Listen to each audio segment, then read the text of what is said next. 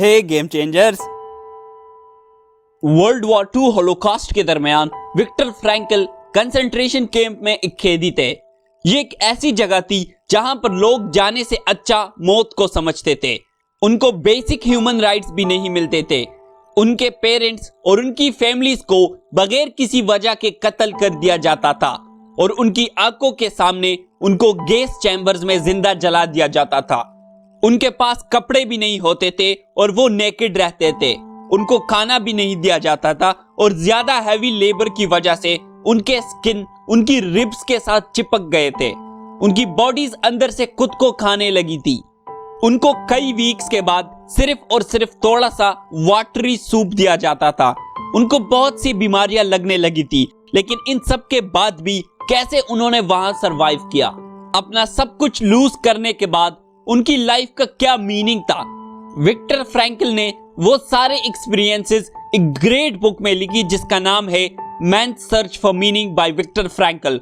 आज मैं आपको इस वीडियो में बताऊंगा कि कैसे आप अपने लाइफ में एक मीनिंग को पा सकते हैं। लेकिन उससे पहले मेक श्योर कि आप चैनल को सब्सक्राइब करो ताकि आपको ऐसे ही अमेजिंग लाइफ चेंजिंग वीडियोस मिलती रहे। So let's begin. Number 1, he who has a why to live for can bear almost anyhow। उसके साथ ऐसे प्रिजनर्स भी थे जिन्होंने अपनी जिंदगी पर गिव अप कर दिया और जिन्होंने अपने अच्छे फ्यूचर की सारी उम्मीदों को खत्म कर दिया और वो मरने के लिए सबसे पहले तैयार थे। वो फूड और मेडिसिन के ना होने से नहीं मरे, बल्कि वो उम्मीद के ना होने से मरे। उनके पास कोई रीजन नहीं था जिसके लिए वो जिंदा रह सके। दूसरी तरफ फ्रैंकल की तरह ऐसे प्रिजनर्स भी थे जिन्होंने हर एक कैंप को सरवाइव किया और उन्होंने ये पॉसिबल किया क्योंकि उन्होंने अपनी लाइफ को एक स्ट्रॉन्ग मीनिंग और एक स्ट्रॉन्ग वाई दिया। फ्रैंकल कंसंट्रेशन कैंप में एक डॉक्टर था।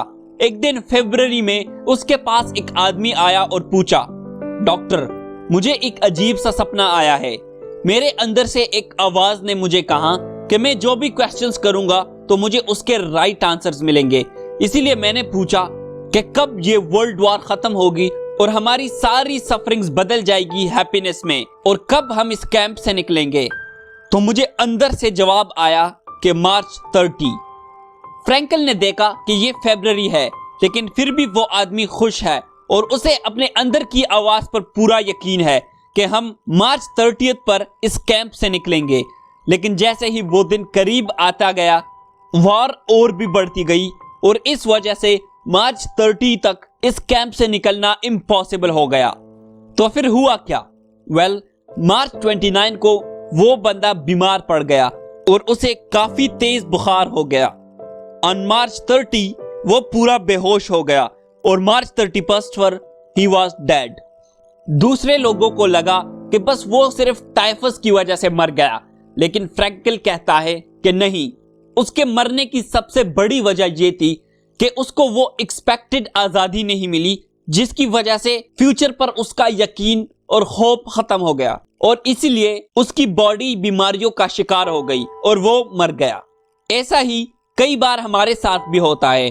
हम उस चीज की उम्मीद छोड़ देते हैं जो हम चाहते हैं और यह हमारे फेलियर की सबसे बड़ी वजह बन जाती है। अगर हम अपने सर्वाइवल को एक स्ट्रॉन्ग वाई दे दे तो हम किसी भी हाउ को झेल पाएंगे। विक्टर फ्रैंकल के लिए ये वाई उसके प्यारे वाइफ को दोबारा से देखना था और उसने इस कैंप में जो भी लेसन्स और एक्सपीरियंसेस सीखे उससे दूसरे लोगों को इंस्पायर करना और एक लाइफ चेंजिंग बुक लिखना था। उसे यकीन था कि अगर वो सरवाइव नहीं कर गया तो इस पूरी दुनिया में कोई भी ऐसी बुक नहीं लिखेगा। इन रीजंस की वजह से ही फ्रैंकल ने सरवाइव किया। फ्रैंकल कहता है कि किसी भी इंसान का सबसे बड़ा और ग्रेटेस्ट काम यह है कि वो अपने लाइफ में मीनिंग को फाइंड करे। Number 2, love is the ultimate and the highest goal to which a man can Aspire.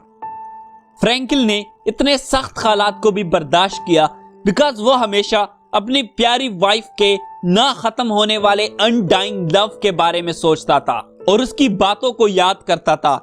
वो उसे दोबारा देखने का होप रखता था। शायद वो अभी हो भी या नहीं, शायद वो जिंदा हो या मर गई हो, शायद वो फ्रैंकल को मिस करती हो या नहीं, लेकिन उसका ट्रू लव हमेशा फ्रैंकल के साथ रहता था।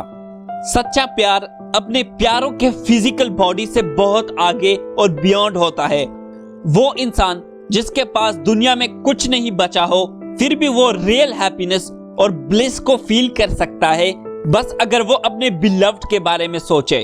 और इसी अनडाइंग लव ने ही उन प्रिजनर्स को जो अपनी लाइफ से ज्यादा डेथ चाहते थे, उनको इतनी हार्ड सिचुएशंस और सफरिंग्स में भी सर्वाइवल के काबिल बनाया और उनको अंदरूनी तन्हाई और कोखलेपन से बचाया।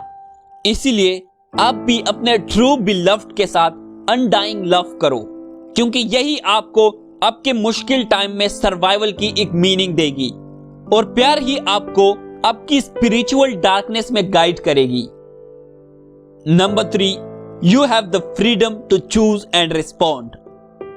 पूरी दुनिया की सारी ताकतें आपसे सब कुछ ले सकती है एक्सेप्ट वन थिंग, और वो है किसी भी सिचुएशन को रिस्पॉन्ड करने की फ्रीडम।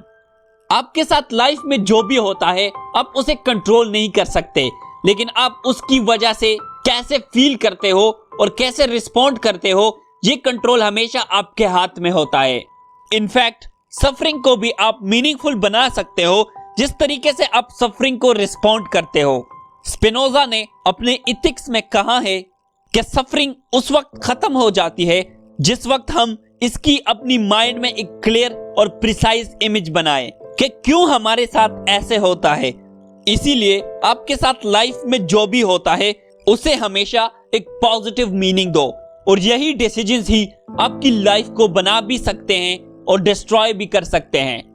आपकी सारी लाइफ इस चीज पर डिपेंड करती है कि आप क्या चूज करते हो और उसको कैसा रिस्पॉन्ड कर सकते हो। इसलिए मेक श्योर कि आप वाइजली चूज करो।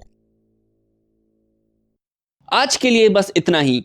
अगर मैं आपसे पूछूं कि आज की इस पूरी वीडियो को एक सेंटेंस में समझा दो तो आप क्या कहोगे? Please comment down below. Like करें अगर आपको ये बातें जरा भी काम की लगी हो तो। और हाँ, हर कोई जो चैनल को सब्सक्राइब करके नीचे कमेंट में अपना ईमेल लिखेगा तो मैं उसको पर्सनली $1 बिलियन बुक मेल करूंगा। Thank you so much.